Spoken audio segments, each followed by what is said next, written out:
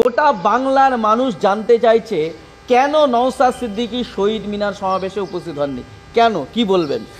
আমার থেকে ভালো উত্তর দেবেন রাজ্যের পুলিশ মন্ত্রী তথা রাজ্যের মুখ্যমন্ত্রী মাননীয় সম্মানীয় মমতা ব্যানার্জি মহাশয়া। তিনি তার অ্যাডভোকেট জেনারেলকে দিয়ে বারবার আমাদেরকে আটকানোর চেষ্টা করেছে। আমাদের এই সভা সমাবেশটাকে আউটডোর তথা এই খোলা আকাশের নিচে আমরা করতে চেয়েছি, আটকানোর চেষ্টা করেছে। অ্যাডভোকেট জেনারেল বারবার হাইকোর্টের বিচারপতির কাছে সওয়াল করছিলেন যে যাতে ইনডোরে, এনি ইনডোর, যে কোনো ইনডোর চাইলে দিয়ে দেবে। ইভেন নেতাজি ইনডোর স্টেডিয়ামে 10,000 লোকের ক্যাপাসিটি আছে, ওখানে দিক, ওখানে কোনো আপনার রেস্ট্রিকশান দরকার নেই, হ্যান নেই ত্যান নেই, সব ছিল। আর আমাদের যিনি উকিল ছিলেন, আমরা তাকে বলেছিলাম সম্মানীয় শামীম ফিরদৌস মহাশয়কে যে আমরা আউটডোরেই করব, আমরা আমাদের বিষয়ে অনার ছিলাম। সেখানে কিছু রেস্ট্রিকশান ছিল, আমাদের কাছে অল্টারনেটিভ অপশান ছিল, হয় রেস্ট্রিকশান নাও, না হলে ইনডোর নাও। তো আমরা দেখেছি আমাদের দরকার হচ্ছে এই যে মমতা ব্যানার্জি বা তার দলে যে দম্ভ, যে আমাদেরকে ঘরে ঢুকিয়ে দেওয়ার চেষ্টা করছে আর আমাদেরকে শহীদ মিনার চত্বরে করতে দেবে না, এটাকে আমাদেরকে ভাঙতে হবে।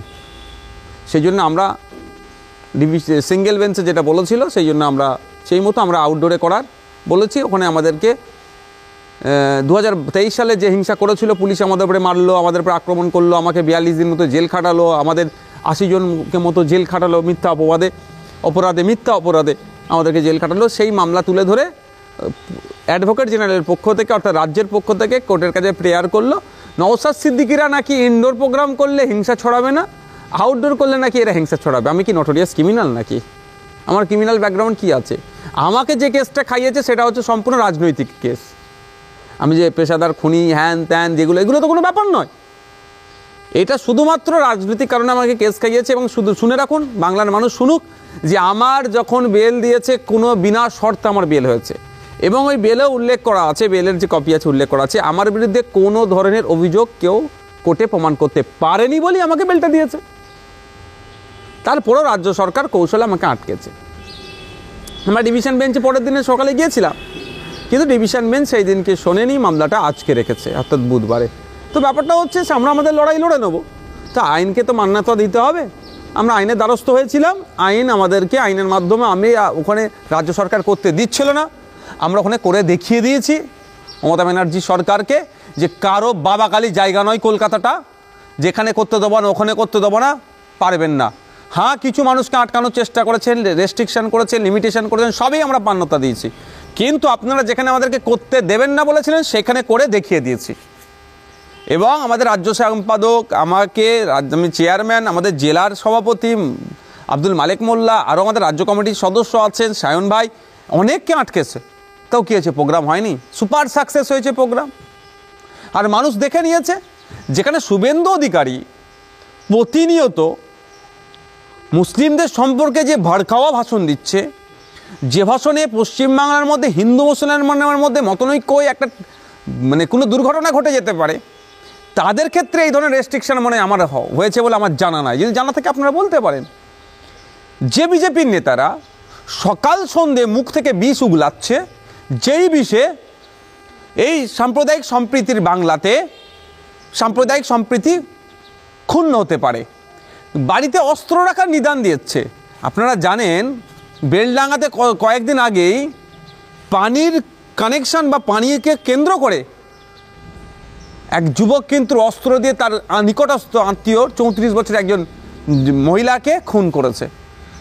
আবার এই সুকান্ত মজুমদাররা বাড়িতে অস্ত্র রাখার নিদান দিচ্ছে প্রকাশ্যে, অর্থাৎ যে গণহত্যার দিকে রাজ্যকে ঠেলে নিয়ে যাচ্ছে। দেশ তো যাচ্ছেই যাচ্ছে, আমরা দেখতে পাচ্ছি সারা দেশে কি চলছে বিজেপি পরিচালিত রাজ্যগুলোতে, অবিজেপি পরিচালিত রাজ্যগুলোতেও বাংলাতে কি হচ্ছে। এদের বিরুদ্ধে কোনো রেস্ট্রিকশন নাই, এদের বিরুদ্ধে কিছু মামলা নাই, এদেরকে আটকানোর কোনো চিন্তা ভাবনা নাই। নওশাদ সিদ্দিকীকে আটকাতে হবে, বিশ্বজিৎ মাইতিকে আটকাতে হবে, কারণ নওশাদ সিদ্দিকী মুসলমান, বিশ্বজিৎ মাইতি পিছড়ে বর্গের। আর এই যে দলটা তৈরি হয়েছে, দলিত আদিবাসী পিছড়ে বর্গের মুসলমান সহ যারা হিন্দু আছেন, তাদের অধিকারকে সুনিশ্চিত করার। তো তোমরা এই কাজ করতে পারবে না। তোমাদের কাজ হচ্ছে এই সিদ্দিকুল্লাহ চৌধুরীর মতো হও, তোমাদের কাজ হচ্ছে বীরভা হাঁসদা হও, তোমরা কি হবে ওই দলিত একটা নেতা হও তৃণমূলের শাসকের, অর্থাৎ মমতা ব্যানার্জি বা তার দলের পায়ের নিচে বসে থাকো, যেটা বলবে তোমরা সেটা করো। তাহলে গুড মুসলিম, গুড দলিত, গুড আদিবাসী হবে। আর যখনই কোনো আদিবাসী একটা আওয়াজ তুলবে যে 5th শিডিউল কেন জঙ্গলমহলে বা আদিবাসী এলাকাতে ইমপ্লিমেন্ট হচ্ছে না, Chotanagpur tenancy act, Santhal Pargana tenancy act নিয়ে যখনই একটা আদিবাসী আওয়াজ তুলবে তখন মাওবাদী হয়ে যায়, তারা তখন ব্যাড আদিবাসী হয়ে যায়। যখন দলিত তার অধিকারের কথা বলবে, দলিত যখন তার পিছিয়ে বর্গের হেভি অংশের হিন্দুর নবশূদ্র আপনার মতুয়া দলিতের কথা যখন তারা বলবে, তাদের স্বজাতির কথা যখন বলে, তখন কি হয়, এই সেই বাংলাদেশি ঘুষপেটিয়া বলে তাকে দেখে দেওয়া হচ্ছে। দলিত যখন তার এসসি কোটায় চাকরির কথা বলছে, রিজার্ভেশন ঠিক করে পাচ্ছে না, যখন আওয়াজ তুলবে তাকে দেখে দেওয়া হচ্ছে। আর মুসলমান যখন তার শিক্ষা ব্যবস্থা, তার কর্মসংস্থান, সাচার কমিটির সুপারিশের কথা যখন তুলছে, তখন হয় জঙ্গি বলে দেখে দাও, আর নাহলে প্রশাসনকে কাজে লাগিয়ে মিথ্যা মামলা দিয়ে তাকে দেখে দেওয়ার চেষ্টা করো। আইএসএফ কে এটা হচ্ছে, আইএসএফ একটা প্ল্যাটফর্ম, আইএসএফ একটা প্ল্যাটফর্ম। এই প্ল্যাটফর্মে এসে পারফর্ম করো।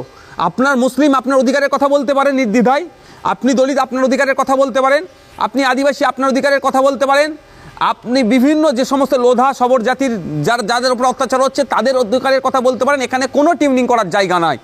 আমরা দেখেছি তো পশ্চিমবাংলার বিধানসভায় 60-এর অধিক এসসি কমিউনিটির বিধায়ক আছে। দুর্ভাগ্যের বিষয়, অনেকের মুখ বুঝে থাকে ফেক এসসি সার্টিফিকেট কেন ইস্যু করা হয়েছে সেটুকু বলতে তারা পারে না। 18টা, 1 মিনিট আমি শেষ আপনি বলবেন, 18টার ওপরে 18টা সম্ভবত এসটি কমিউনিটির বিধায়ক আছে। একবারও মানে তাদের যে দেউচাতে আদিবাসীদেরকে উচ্ছেদ করে প্রমোটারদের বা শিল্পপতিদের পুঁজিপতিদের হাতে ওই জায়গাটা তুলে দিচ্ছে, এই কথা বলার সাহস দেখাতে পারে না অনেকে। দুর্ভাগ্যের বিষয়, সেখানে আইএসএফ প্ল্যাটফর্ম দিচ্ছে। দলিত, আদিবাসী, মুসলমান, পিছড়ে বর্গের সহ মানুষের অত্যাচারের কথা তুমি বলতে পারো এখানে নির্দ্বিধায়। আপনি দলিত, আপনাকে টাইম দেওয়া হচ্ছে 10 মিনিট, আপনি 10 মিনিট দলিত দলিত দলিত দলিত করে চিৎকার করুন, পেছনে কেউ টিউনিং করবে না।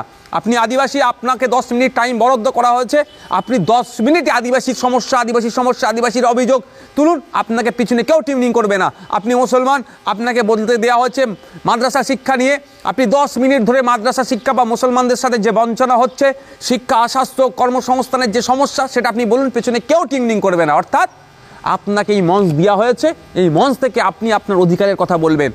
এই জন্যেই আইএসএফকে আটকাতে হবে, আইএসএফের লিডারদেরকে আটকাতে হবে। এই জন্য কুচক্রান্ত করেছে। দুর্ভাগ্যের বিষয়, আমরা যে রিলিফ পাওয়ার আশা করেছিলাম ডিভিশনে গিয়ে ওই দিনকে পাইনি, তবে এটা আমরা সুরাহা করব। তবে বাংলার মানুষকে বলবো, দেখুন কারা প্রকৃত মানুষের হয়ে কথা বলছে, আর মমতা ব্যানার্জি কাদেরকে আটকাতে চাইছে আর কাদেরকে জায়গা ছেড়ে দিচ্ছে। আপনাকে আমি জোর গলায় বলছি, শুভেন্দু অধিকারী গিয়ে 20